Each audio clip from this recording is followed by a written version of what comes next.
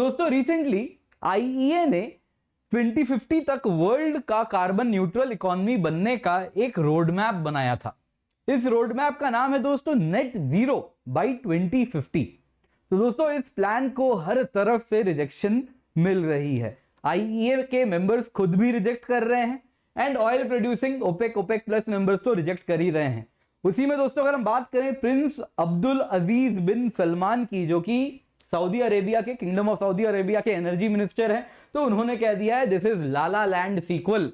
ये जो प्लान है लाला लैंड यानी अपने सपनों की दुनिया में रहने वाला प्लान है। तो उन्होंने तो इतने हार्श वर्ड्स में क्रिटिसाइज किया है। जो भी हो दोस्तों, यूपीएससी सिविल सर्विस एग्जाम के पॉइंट ऑफ व्यू से बहुत जरूरी है कि हम सबसे पहले तो आईईए क्या है वो जान जाएं। नंबर 1, ओपेक प्लस क्या है ये भी आपको मालूम होना चाहिए। एंड ये नेट जीरो प्लान का क्या क्या टारगेट है, नेट जीरो प्लान में रोड मैप में हर डेट के अनुसार, साल के अनुसार क्या क्या अचीवमेंट्स प्राप्त करनी है दुनिया को, हमें वो भी जानना बहुत जरूरी है। तो आइए इसी के साथ आज की क्लास शुरू करते हैं।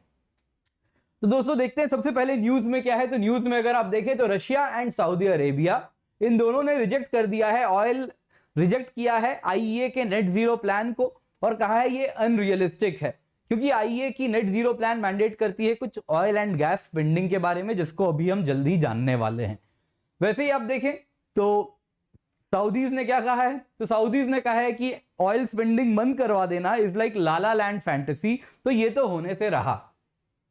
वहीं दोस्तों ऑयल प्रोड्यूसिंग कंट्रीज, अगर ऑयल प्रोड्यूसिंग कंपनीज की अगर हम बात करें तो वो तो कह रहे हैं कि जो fantasy island road map IEA लेके आई है उसके बाद तो ऑयल की प्राइस $100 पर बैरल पहुंच जाएगी। तो ये बातें तो बहुत अजीब सी है। तो आईईए की आप देख सकते हैं इस प्लान को हर तरफ से रिजेक्शन प्राप्त हुई है। तो अब जाहिर सी बात है आईईए समझना जानना बहुत जरूरी है। तो आईईए को समझते हैं।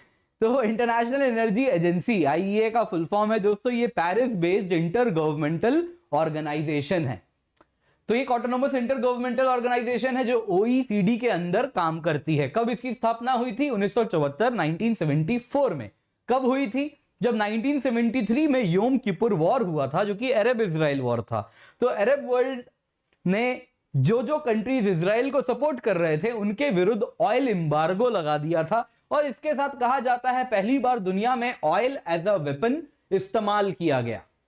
तो दोस्तों उसी के उपरांत ऑयल इंपोर्टिंग कंट्रीज जो कि मेजरली वेस्टर्न वर्ल्ड थे, इन लोगों ने कहा क्यों ना अब हम एक इंटरनेशनल एनर्जी एजेंसी जैसी ऑर्गेनाइजेशन बनाएं जो हमें बताए हमें क्या ऑयल को लेके पॉलिसीज बनाए रखनी है कि दोबारा ऐसी अगर अरब वर्ल्ड इसी प्रकार का अगर दोबारा OPEC countries oil as a weapon use करें तो उनका ये वेपन फेल हो जाए। तो उसी के लिए आईईए बनाया गया था, जो कि कुछ स्ट्रैटेजी देती है, कुछ मैंडेट करती है कि हर ऑयल इंपोर्टिंग जो कंट्रीज इसके मेंबर हैं उन मेंबर कंट्रीज को फॉलो करना है, कितना minimum amount of oil imports आपके पास स्टोरेज में होना चाहिए at a given point of time. वो सारे उनके कुछ थ्रेशोल्ड हैं जो इनको मेंटेन करने पड़ते हैं। तो दोस्तों आप देख सकते हैं जो कंट्रीज आईईए के मेंबर में है वो डार्क कलर में आप देख पा रहे होंगे।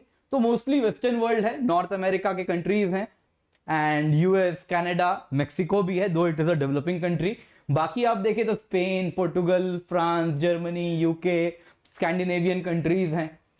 साथ साथ दोस्तों आप देखें तो कुछ कंट्रीज हैं जिनको कहते हैं एसोसिएशन कंट्रीज, ये नए नए ऐड किए गए हैं। चाइना, इंडिया, साउथ अफ्रीका, ये सब क्या है? इमर्जिंग इकोनॉमीज हैं। तो आज के टाइम में ये भी बहुत बड़े ऑयल इंपोर्टर्स हैं। तो इनको मेंबर कंट्रीज नहीं है, ये क्या है? एसोसिएशन कंट्रीज हैं। वही साथ साथ आप देखें तो कुछ एक्सेशन कंट्रीज हैं जो कि जल्दी आईईए का मेंबर फुल सदस्य बनने वाले हैं, जिनको बिल्कुल चिले जैसे कंट्रीज हैं, जिनको आप देख सकते हैं बिल्कुल हल्के कलर में मैंने दिखाया है। तो दोस्तों आईईए समझने के बाद आइए अब हम समझेंगे नेट जीरो प्लान है क्या। दोस्तों बहुत इंपॉर्टेंट प्लान है, ध्यान से सुनिए, ध्यान से समझिए। तो दोस्तों आप अगर देखें तो आप देख रहे हैं इसमें एक रोड मैप है। 2021 में क्या करना है, 25 में क्या करना है, 30 में क्या करना है, 35 में क्या करना है, 40 में क्या करना है, 45 और 50 में क्या करना है। तो दोस्तों यहाँ पे ना बहुत सारा मैंने एनोटेशन हाथ से लिखा है, तो ये जैसे ही पीडीएफ बनेगा आपके पास अवेलेबल नहीं होगा, तो जल्दी से इसका स्क्रीनशॉट ले लीजिए, फोटो खींच लीजिए यहाँ पर और उसके बाद अपने नोट्स में अपडेट कर दीजिएगा। तो आइए दोस्तों समझते हैं क्या क्या चीजें इसमें होने वाली हैं। तो सबसे पहले तो देखिए 2021 जिसको लेके सारा बवाल मचा हुआ है। तो देखिए 2021 में क्या होना है, no unabated coal plants approved for development. Unabated coal का क्या मतलब हुआ? वो थर्मल पावर प्लांट्स जिसमें carbon capture, utilisation and storage नहीं हो रहा, यानी जिसमें कार्बन कैप्चर नहीं कर रहे और उस कार्बन को सीक्वेस्टर नहीं कर रहे, उस प्रकार के थर्मल पावर प्लांट्स जो कि कोल बेस्ड हैं, कहीं भी अप्रूव ना हो। कब से? 2021, यानी आज से, अभी से। दूसरा, 2021 में जो कि सेंटर ऑफ अटेंशन है ये आर्टिकल, इसीलिए इतनी ज्यादा न्यूज में है, क्या लिखा है कि कोई भी नए ऑयल एंड गैस फील्ड के अप्रूवल नहीं होंगे, कोई भी नए oil and gas field develop नहीं किए जाएंगे, कोई भी नई कोल माइन डेवलप नहीं की जाएगी। यानी जो ऑयल एंड कोल के फील्ड हैं उन्हीं से काम चलाना है। जो ऑयल फील्ड हैं, जितने रिजर्व्स ऑलरेडी हैं उतने ही रिजर्व्स को अब खर्च करके खत्म करना है। नए ऑयल फील्ड को एक्सप्लोरेशन एंड डेवलप करने की आवश्यकता नहीं है, नए कोल माइंस को एक्सप्लोर एंड डेवलप करने की आवश्यकता नहीं है। बहुत बड़ी बात है। आप सोच रहे हैं कोल एंड ऑयल आज के टाइम की इकोनॉमी की मेन स्टेक है, तो उसको कह रहे हैं फर्दर डेवलपमेंट बंद कर देना है। 2025 में क्या करना है? नया sale of fossil fuel boiler बंद कर देना है, क्योंकि कुछ भी हो रहा है, कोल हो, ऑयल हो, एनर्जी से क्या किया जाता है? पानी को बॉयल करते हैं, पानी को बॉयल करके स्टीम बनाते हैं, स्टीम बना के अलग अलग प्रकार से इस्तेमाल किया जाता है। तो फॉसिल फ्यूल बेस्ड बॉयलर्स की बिक्री बंद कर देनी है। वही दोस्तों आप अगर देखें तो इसके बाद 2030 तक क्या करना है? तो 2030 तक यूनिवर्सल एनर्जी एक्सेस हो जाना है। साथ ही साथ आप देखें तो नई बिल्डिंग्स जो भी बनेंगी क्या हो? जीरो कार्बन पर हो, यानी ग्रीन बिल्डिंग्स बनाई जाएं। 60% ऑफ ग्लोबल कार सेल्स कैसे हो? बिजली पे बेस्ड हो, इलेक्ट्रिक हो। फिर आप देखें तो जितनी भी नई क्लीन टेक्नोलॉजी आ रही है वो सब हेवी इंडस्ट्रीज में क्लीन टेक्नोलॉजी पर बेस्ड हेवी इंडस्ट्रीज ऑपरेट करें। वैसे ही solar and wind addition 1020 gigawatt का एनुअल एडिशन हो, यानी सोलर एंड विंड बेस्ड पूरी इकोनॉमी हो जानी है। Major portion solar and wind based energy का बहुत बड़ा रोल होना है। इसके सिवा एडवांस्ड इकोनॉमी में जो भी अनअबेटेड कोल प्लांट्स हैं उनको फेज आउट कर देना है। तो अब अगर कोल है तो बस वही कोल प्लांट्स रहेंगे जिनमें carbon capture, utilisation and storage हो रहा है। वहीं 2030 तक और क्या अटेन करना है? तो low carbon hydrogen, 150 metric ton of low carbon hydrogen develop करना है, यानी ग्रीन हाइड्रोजन। क्या होता है ग्रीन हाइड्रोजन दोस्तों? इस वक्त आप हाइड्रोजन देखें कैसे बनाया जाता है, तो मिथेन के द्वारा यूजुअली, या गैस, नेचुरल गैस यानी मिथेन के द्वारा बनाया जाता है, या कोल से सिंथेटिक गैस बनते दौरान हाइड्रोजन बनाया जाता है। तो ये सारा हाइड्रोजन इस वक्त किस पर बेस्ड है? तो वो फॉसिल फ्यूल पर बेस्ड है। तो ये कह रहे हैं कि 150 metric ton low carbon hydrogen बनाना है, यानी किस पर बेस्ड हो? तो वो ग्रीन हाइड्रोजन हो। वो कैसे बनता है? तो पानी को आप इलेक्ट्रोलिसिस कर दीजिए, ठीक है। पानी को जब इलेक्ट्रोलिसिस करेंगे तो H2O हाइड्रोजन और ऑक्सीजन में टूटता है, तो वो हाइड्रोजन का इस्तेमाल कर लेना है। तो ये हाइड्रोजन अगर आप देखें तो ये पानी से बन रहा है, लेकिन पानी को इलेक्ट्रोलिसिस करने में क्या चाहिए? इलेक्ट्रोलाइजर चाहिए जो बिजली पे बेस्ड है। तो 850 गीगावाट की इलेक्ट्रोलाइजर भी डेवलप करेंगे, लेकिन ये इलेक्ट्रोलाइजर अगर बिजली के खपत पर बेस्ड है तो जाहिर सी बात है वापस से बिजली बनाने में कुछ ना कुछ कोल का तो इस्तेमाल होगा। तो इसीलिए ये इलेक्ट्रोलाइजर कैसी बिजली पे बेस्ड हो? क्लीन एनर्जी यानी सोलर एनर्जी, विंड एनर्जी पर बेस्ड हो। तो दोस्तों ये कहानी कब तक की थी? 2030 तक। तो आप देख सकते हैं अलग अलग कलर में अलग अलग सेक्टर का कंट्रीब्यूशन है ग्रीन हाउस गैस एमिशन में। तो आप देख सकते हैं ये जो ग्रीन कलर में दिख रहा है ये बिल्डिंग्स का कंट्रीब्यूशन है, ये पर्पल कलर में ट्रांसपोर्टेशन सेक्टर का कंट्रीब्यूशन है, ये जो और ब्राउन कलर का है दिस इज इंडस्ट्री, एंड ये जो ब्लू कलर का है this is electricity and heat. देखते हैं दोस्तों 2035 तक क्या करना है। 2035 तक दोस्तों जितने भी अप्लायंसेज हैं, कूलिंग सिस्टम्स हैं, वो क्या हो? बेस्ट इन क्लास हो, यानी हाईली एफिशिएंट हो। वैसे ही हैवी ट्रक सेल्स क्या हो जाएं? 50% इलेक्ट्रिक हो जाएं। जितनी भी नई कार सेल्स हैं वो इंटरनल कंबशन इंजन पे बेस्ड ना हो, यानी इलेक्ट्रिक कार्स की बिक्री हो, अब नई गाड़ियां इलेक्ट्रिक कार्स हो। इसके सिवा दोस्तों net zero emission advanced economies में अटेन कर लेना है। कहां से? इलेक्ट्रिसिटी सेक्टर के द्वारा, यानी ये वाला। तो अब यहां पे जो एमिशंस हो रहे हैं ये कौन से कंट्रीज के होंगे इसके बाद? Developing countries. डेवलप्ड वर्ल्ड में, एडवांस्ड इकोनॉमीज में इलेक्ट्रिसिटी में तो नेट जीरो एमिशन अटेन हो जाने हैं। 2040 ऑनवर्ड्स देखते हैं दोस्तों क्या क्या अटेन करना है। तो जितनी भी एग्जिस्टिंग बिल्डिंग्स है, नई बिल्डिंग्स तो ग्रीन बिल्डिंग आपने बहुत पहले ही बना दी है ना, यहां पर ही आप देखें तो new building zero carbon ready green building बना दिया। 10 साल बाद क्या करना है? नई बिल्डिंग तो ग्रीन बिल्डिंग है, जो एग्जिस्टिंग बिल्डिंग है उनमें आधी से ज्यादा बिल्डिंग क्या हो जाए, उनको रेट्रोफिट किया जाए, चेंज किया जाए, मॉडिफाई किया जाए और उसके द्वारा वो ग्रीन बिल्डिंग बन जाए। नेक्स्ट दोस्तों, एविएशन में जो फ्यूल है वो लो एमिशन बेस्ड फ्यूल हो। ऑलरेडी आपने देखा होगा लो एमिशन बेस्ड फ्यूल्स। बताइएगा कमेंट में इंडिया की किसी कंपनी ने कुछ लो एमिशन बेस्ड फॉसिल फ्यूल का इस्तेमाल किया है? जेट्रोफा वगैरह मिला के एविएशन टरबाइन फ्यूल में इस्तेमाल किया गया है? कौन सी एयरलाइन है बताइएगा। नेक्स्ट दोस्तों, आप अगर देखें इसके बाद जितने भी unabated coal and oil power plants हैं उनको भी फेज आउट कर देना है और इलेक्ट्रिसिटी एमिशंस यहां तक जीरो हो जानी चाहिए। इलेक्ट्रिसिटी एमिशन से ग्रीन हाउस, इलेक्ट्रिसिटी सेक्टर से green house gas emissions zero हो जानी चाहिए। 2045 में क्या करना है? तो दोस्तों एक बहुत बड़ा डिमांड है बिजली का हीटिंग में भी और कूलिंग में भी, एसी चलाने में भी और घर को ठंडे इलाके में गर्म करने में भी। तो इसमें कह रहे हैं हीट पंप्स का इस्तेमाल किया जाए। हीटिंग डिमांड 50% डेवलप्ड वर्ल्ड में जो मीट हो रही है वो हीट पंप से मीट हो। क्या होता है हीट पंप? तो दोस्तों यदि आप पृथ्वी की सतह के 10 फीट नीचे जाएं तो on an average temperature constant रहता है 12.2 डिग्री सेल्सियस पर। यदि आप गांव में कभी गए हैं या रहे हैं तो आप शायद कुएं के पानी में नहाए होंगे। तो गर्मी में कुएं का पानी कैसा होता है? ठंडा होता है। ठंड में कैसा होता है कुएं का पानी? गर्म होता है।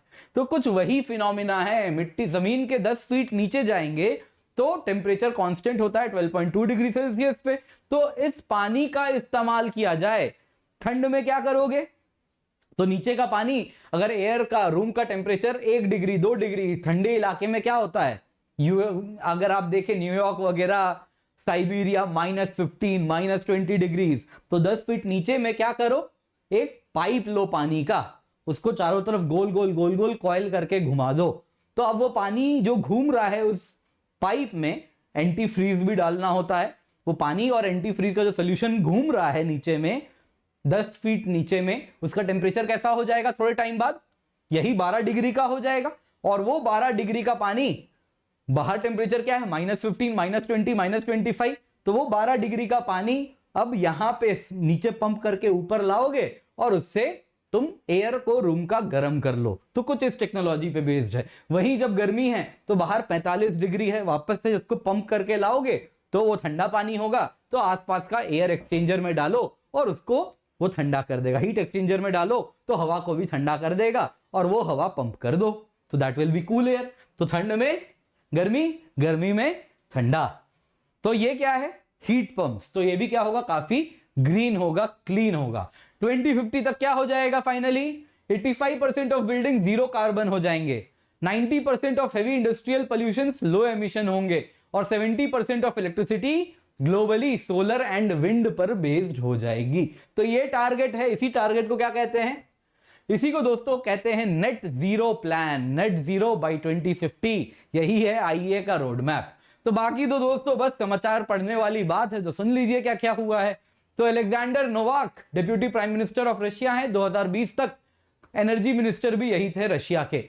तो इन्होंने तो कहा है आईईए का नेट जीरो प्लान अनरियलिस्टिक है। रशियन फेडरेशन की अगर बात करें तो उन्होंने कहा है वो तो oil and gas and coal तीनों में इन्वेस्ट करते रहेंगे, आईईए चाहे जो बोले। लेकिन वो कह रहे हैं देखो दोस्तों, हम तो रिन्यूएबल में भी खर्च करते हैं, हाइड्रोजन में भी करते हैं, इलेक्ट्रिक कार में भी करते हैं, इलेक्ट्रिक चार्जिंग स्टेशंस में भी करते हैं। तो आने वाले दिनों में जो डिकेड है ये mix of renewables and fossil fuel है। तो आईईए चाहे कुछ भी बोले, इस वक्त आप फॉसिल फ्यूल को उठा के नहीं फेंक सकते।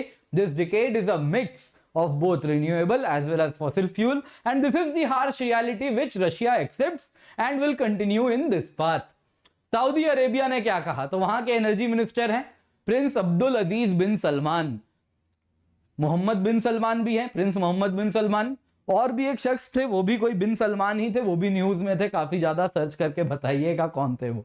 तो सऊदी, वो भी सऊदी के ही प्रिंस ही थे वहीं कहीं के। तो अगर आप देखें तो सऊदी अरेबिया, अगर आप देखें तो उन्होंने क्या कहा है कि हम already oil and gas Saudi Arabia low cost में प्रोड्यूस करती है, मिनिमम कार्बन एक्सपेंडिचर पे प्रोड्यूस करती है। तो इसके सिवा सऊदी अरेबिया रिन्यूएबल सेक्टर में भी काम कर रही है, रिन्यूएबल एनर्जी भी प्रोड्यूस कर रही है।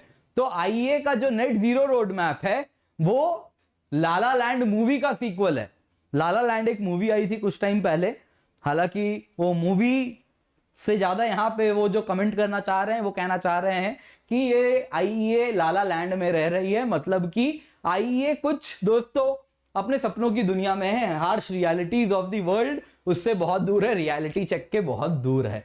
तो साफ साफ कह दिया, why should I take it seriously. IEA के मेंबर्स ने खुद क्या कहा है, तो जापान ने कह दिया है कि हमारा तो टारगेट है भाई कि भाई 2050 हम नेट जीरो एमिशंस अटेन कर लेंगे, लेकिन नया फॉसिल फ्यूल में इन्वेस्ट नहीं करना, कोल में इन्वेस्ट नहीं करना, ये तो पॉसिबल नहीं है। बाकी आप ऑस्ट्रेलियन रिसोर्सेज मिनिस्टर की बात करें तो उन्होंने भी कह दिया है कोल, ऑयल एंड गैस तो हम कंटिन्यू करते रहेंगे, ऑस्ट्रेलिया के एनर्जी मिक्स में बहुत बड़ा पार्ट रहने वाला है इन तीनों का। तो ये अगर आप बोलते हो कि हम एक्सप्लोरेशन बंद कर देंगे, ये तो होने से रहा, नया एक्सप्लोरेशन भी होगा। ऑयल इंडस्ट्री लीडर है ना, उन्होंने क्या कहा, उन्होंने कह दिया कि नेट जीरो जो है ना उससे तेल के दाम पहुंच जाएंगे $100 पर बैरल।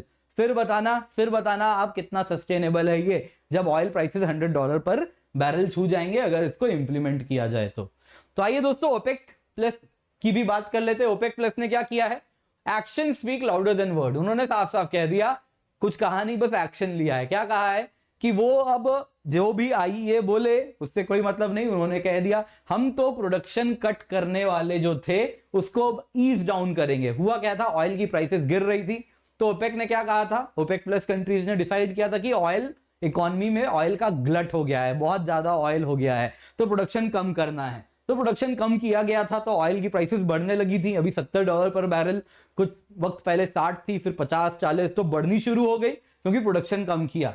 तो अब ओपेक प्लस ने डिसीजन ले लिया है, हम तो अब प्रोडक्शन वापस बढ़ाने लगेंगे, भले आईईए कुछ भी बोले, हम तो प्रोडक्शन बढ़ाने वाले हैं, क्योंकि अब ऑयल प्राइसेस सस्टेनेबल हो गए, $70 पर बैरल है, तो ये सस्टेनेबल है, रिबाउंड कर चुके हैं।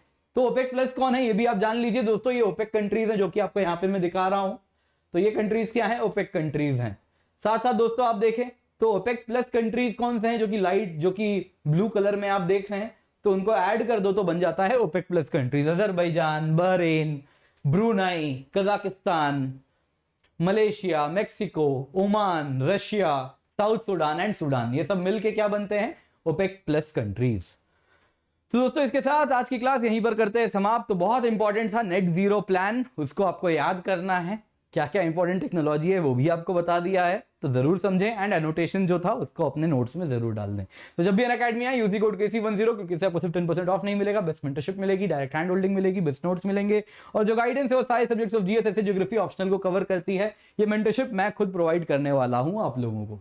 दोस्तों अनअकैडमी में इंडिया के बेस्ट एजुकेटर्स हमारे साथ जुड़े हुए हैं, साथ ही साथ अनअकैडमी सिविल सर्विस चैंपियनशिप है 13 जून को 10 बजे सुबह से 12 बजे तक दिन में, जिसमें आप देख सकते हैं आपको इंडिया के बहुत दिग्गज लोगों के द्वारा मेंटरशिप मिलने वाली है एक दिन। और साथ साथ आप देखें तो best programme to crack UPSC, limited 100 seats हैं, तो इसका हिस्सा बने। कॉम्बो प्राइसेस भी आपके सामने हैं, एक KC10 कोड का इस्तेमाल करें, एडिशनल 10% ऑफ मिलेगा, एंड मेरी मेंटरशिप तो मिलेगी ही। साथ साथ दोस्तों महा सब्सक्रिप्शन ऑफर खत्म होने वाला है, 16 जून लास्ट डेट है, तो ये आइडियल टाइम है। एंड साथ साथ दोस्तों लोन भी अवेलेबल है, डिस्क्रिप्शन बॉक्स पे क्लिक करें। और साथ साथ दोस्तों 20 बुक फिजिकल कॉपी भी हम प्रोवाइड कर रहे हैं। दोस्तों अगर आप आइकनिक सब्सक्रिप्शन की कॉस्ट देखें 2 साल की है 1,04,175 रुपए after using the code KC10, plus subscription की 2 साल की कॉस्ट है 64,800 रुपए after using the code KC10। दोस्तों 9 जून से नए बैचेस भी स्टार्ट हो चुके हैं, फ्री टेस्ट सीरीज भी प्रोवाइड कर रहे हैं, और साथ ही साथ अनअकैडमी कॉम्बैट जो कि इंडिया का बिगेस्ट स्कॉलरशिप टेस्ट है उसका हिस्सा बने using the code KC10। Thank you so much for joining, have a great day.